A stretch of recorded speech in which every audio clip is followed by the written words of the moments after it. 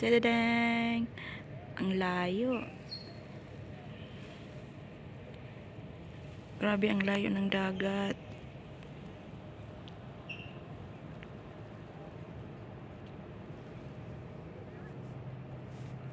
Ano to siya guys?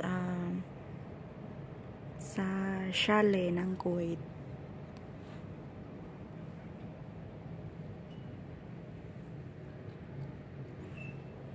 Ganda ang ano nila, oh. Ang gilid nila.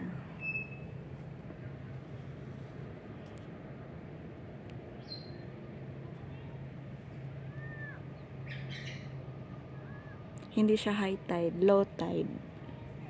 'Di ba? Pero grabe kainit. Alas ano na dito? Alas 7 na. Alas 7 na ng hapon pa lang kasi di pa siya gabi, di pa siya madilim.